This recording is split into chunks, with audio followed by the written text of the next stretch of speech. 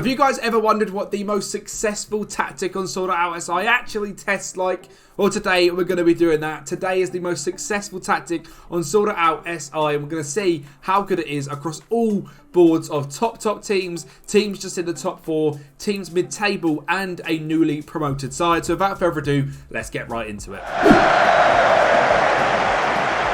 What's going on there, guys? Kempy here, and welcome back to the channel, and welcome back to another Sortioutsi video. Welcome back to another video from myself. Thank you for coming back again. Today is a tactic test, and it's one of a tactic by Joseph VY. Now, I've done a few tactic tests over on my channel from this guy because his tactics are simply fantastic, and today we're actually testing this tactic because it is listed as the most successful tactic on the Sortioutsi website, which I found very interesting. I wanted to actually plug it in and see what this tactic was like. So that is the plan for today's video. If you can, make sure to like the video and subscribe as well. It helps us out here massively at Sortioutsi. Come over to my channel as well. We've got a very fun rebuild idea here on Thursday, which couples up with my video on Wednesday as well. So make sure you're subscribing to both channels so you can see a little rebuild battle between the two big clubs in Spain. Now, first of all, we are here with Torino. Now, Torino predicted to come down in 9th place in the 23-24 season.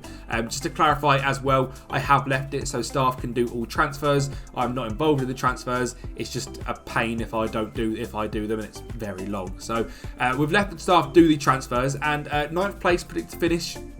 2nd place is where we finished. So 78 points over the whole season is very good. 2 points off of winning the league, and that is literally, we drew 2 less games, we lost 2 more games, which is a little bit gutting. So very close to winning the league with Torino. That would have been quite some overachievement. I mean, you can see we were first for, I mean, we've done an Arsenal here, haven't we? We were top for 280 days of the season.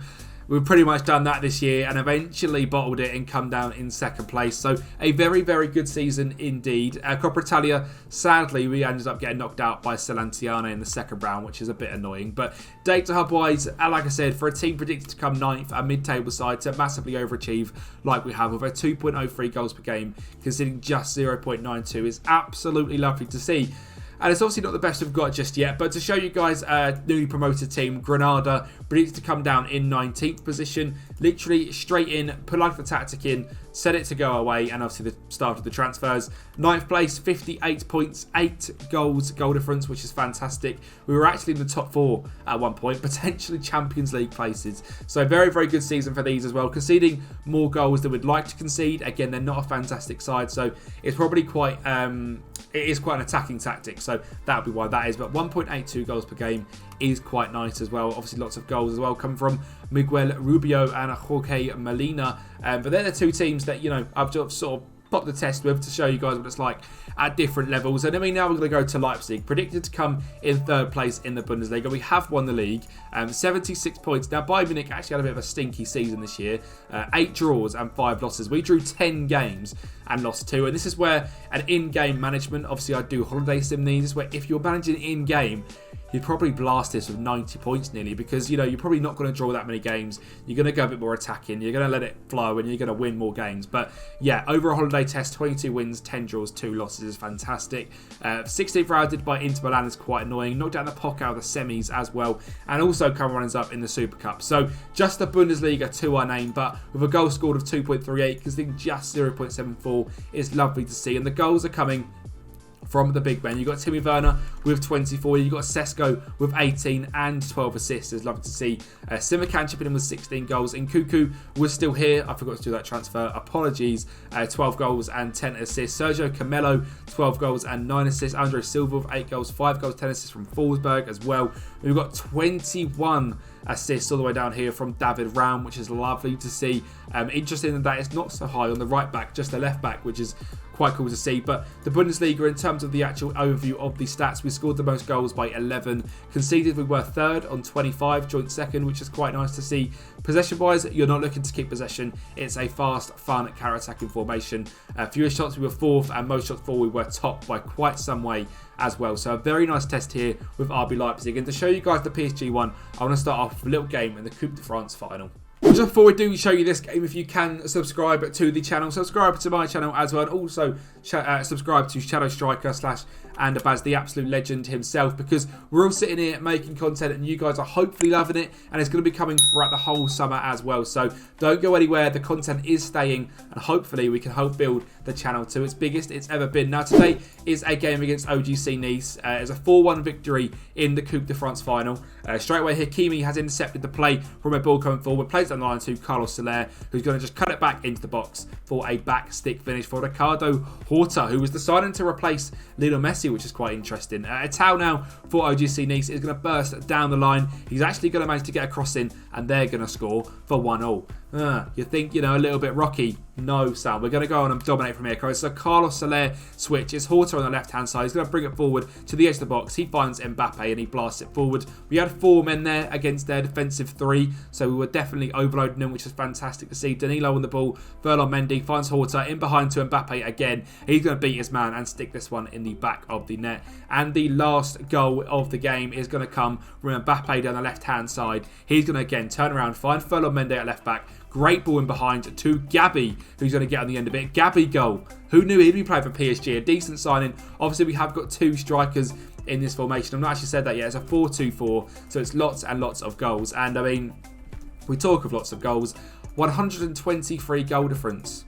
We scored 143 goals over the whole season, conceding just 20.